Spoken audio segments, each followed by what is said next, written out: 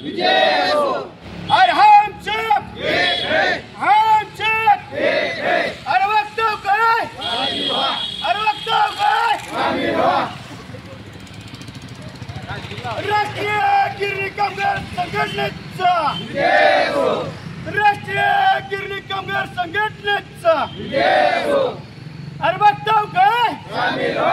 आमच्या मागण्या नाहीतर, आमच्या मागण्या नाहीतर राष्ट्रीय गिरणी कामगार संघटनेचा ताते एकजुटीचा, कामगार एकजुटीचा अरे वक्तव्य काय, अरे वक्तव्य काय। मागतो आम्ही हक्काचं, मागतो आम्ही हक्काचं राष्ट्रीय गिरणी कामगार संघटनेचं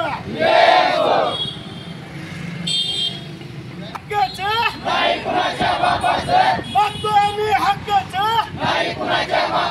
कामगार एकजुटीचं अरे वक्तव्य काय, अरे वक्तव्य काय। कामगार एकजुटीचा आमचा रखडलेला पगार, आमचा रखडलेला पगार केंद्र सरकार, केंद्र सरकार, एनटीसी व्यवस्थापन, एनटीसी व्यवस्थापन आमचा पगार हक्काचा, आमचा पगार हक्काचा, आमचा पगार हक्काचा, आमचा बोनस हक्काचा, आमचा बोनस हक्काचा। कोण म्हणतंय देत नाही, कोण म्हणतंय देत नाही। केंद्र सरकारचा म्हणा, केंद्र सरकारचा, केंद्र सरकारचा एनटीसी व्यवस्थापनाचा पगार आमच्या हक्काचा, बोनस आमच्या हक्काचा, कामगार एकजुटीचा मागतो आम्ही हक्काचं, बोनस मागतो हक्काचं। का करताय, काय मागण्या आहेत आपल्या? आज पूर्ण 5 वर्ष होऊन गेले तरी मिल चालू करण्यात आलेलं नाही आणि 9 महिन्यापासून कंप्लीट पगार नाही। आतमध्ये काम करणाऱ्याचा बी पगार नाही, कर्मचाऱ्याचा नाही, पूर्ण स्टाफचा नाही, कामगारांचा नाही। पहिली गोष्ट 50% पेमेंट देतात तरीही 50% कुणाचा पगार नाही, बोनस नाही। मुंबईमध्ये कंप्लीट 2 वर्षाचा बोनस दिला 3 मिलला, पण बाकी असेल पुराच्या बऱ्याच ठिकाणी बोनस दिलेला नाही। आणखीन कामगार रिटायर ग्रॅज्युएटी हे पूर्णपणे यांना कुणाला ग्रॅज्युएटी नाही, रिटायरवाल्यांना काही नाही।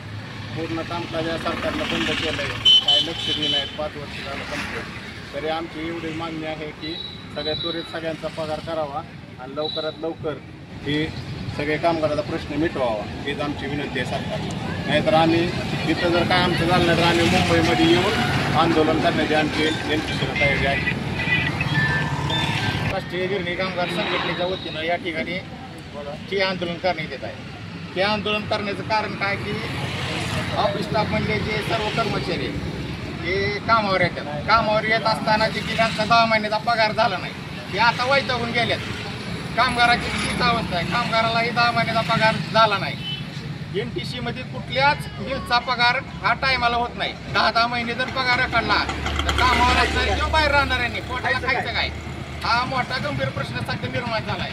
आज एनटीसी व्यवस्थापनाकडे ज्यावेळेस आम्ही गेलो त्यावेळेस एनटीसी व्यवस्थापनानं आम्हाला आमच्याकडे पैशाच्या कमतरता असल्यामुळे आम्ही तुमचा टायमाला पगार करू शकत नाही असं उत्तर एनटीसी व्यवस्थापनानं आम्हाला दिलं। जर एनटीसी व्यवस्थापन पैशाचं कारण सांगत असेल तर आम्ही दाद मागायची कुठं? आज पगारीसाठी 10 महिने लोक आज पगार उद्या पगार अशानं थांबत राहिली, परंतु जर वरनच पैशाची तरतूद होत नसलेलं कारण सांगितल्यानंतर त्या लोकांच्या आशाही सुटून चालली।